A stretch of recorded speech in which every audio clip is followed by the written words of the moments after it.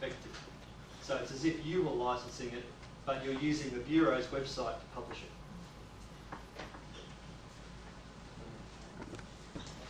At what point in the whole system is that attributed? Like you're saying, you could list the different organisations, because obviously at the moment we're providing this information from numerous groups that are collecting data. Sure. We're providing it through us. Yeah. We might have signed a common licence. We have to sign it with all the others. But where the information will be presented to people know which piece of data came from which organisation. Yeah. That's going to be the real nightmare for everyone, isn't it? That's the IT bill. Yeah, what we have talked about, unless it's changed, let me know if it has changed. So you've got the whole corpus of water information. You can cookie cut certain bits out. If you wanted just to know about what's happening in Lockyer or what have you, you can cookie cut that region out. And only those organisations supplying data for that area will be mentioned. Right, yeah. So it's not going to be an indiscreet process, quite discreet, in fact. Just identify those that are being that are supplying. Otherwise, you'd almost be falsely attributing. You'd be attributing the source.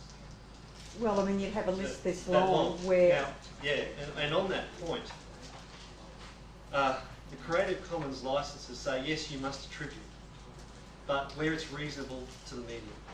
So, for example, if I had an iPhone application and I was looking at water data on an iPhone and there were 30,000 named people in the regulations supplying water data, the license excuses me from attributing those sources in those circumstances, but they're very, very limited.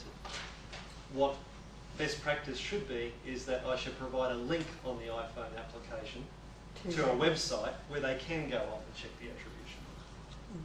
So there's always, I struggle to find a situation where the attribution doesn't stick all the way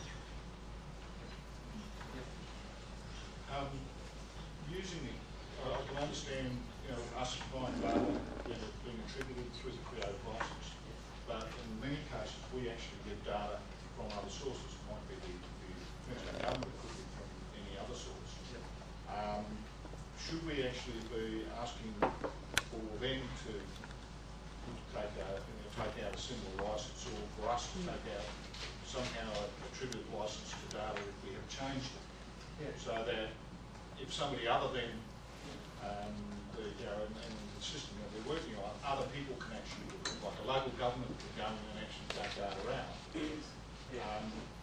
Should we be attributing it on that system that this data came from and is under a Commons license? Obviously, people's decisions are going to be unique to their circumstances, but certainly, look, if I was in Utopia, everything would be licensed under CC. Because that means everyone could reuse everyone's information. You wouldn't have to go off asking for permission, your circumstance exactly. Not everyone's in that situation, but certainly it saves a lot of headaches if it did.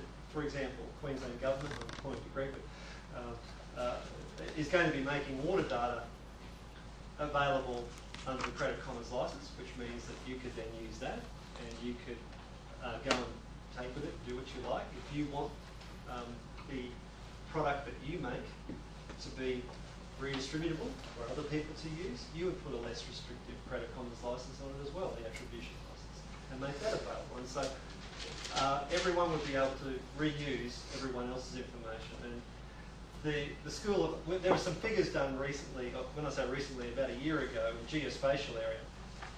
And the question was asked, what benefit would there be to the economy if geospatial information was made more accessible?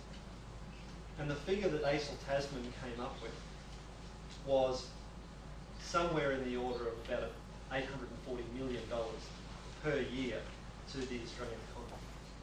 Now, what does that mean in terms of revenue?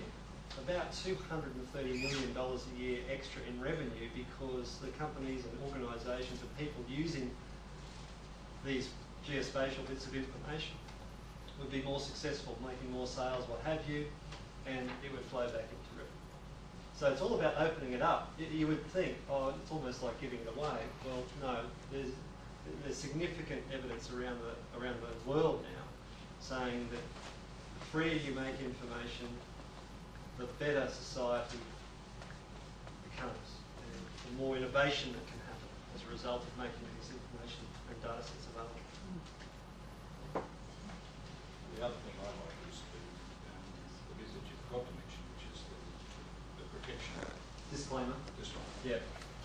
It's couched in, I suppose, as broad and strong terms as you could possibly say. It says to the maximum extent applicable to law. These things are always going to be determined by a judge on a case-by-case basis. But written like that, they'll always be construed to the maximum extent. We've got time for about 2 more questions. Say you're looking at national distributions of, I don't know, water quality or something like that. You're looking to publish it internationally, say journals or conferences.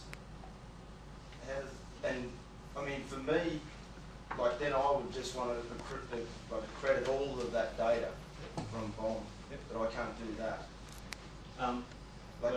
If I was going to use the data from all of these sites that were set up. Academic writing has certain, people are required to reference in academic writing in a particular way. Now, it may be that it's convenient for you to do it in that respect, put it like that. Indeed, for study purposes, as I was saying, study is one of the exceptions to the Copyright Act. So the licence doesn't kick in until you fall into compliant territory under the Copyright Act. So it's quite permissible for you to reuse information for study or research, like that, private study or research. Not talking about commercialisation for some new drug, but something like that. That's well within the bounds of your current exceptions under the Copyright Act, so you wouldn't have recourse to permission at all.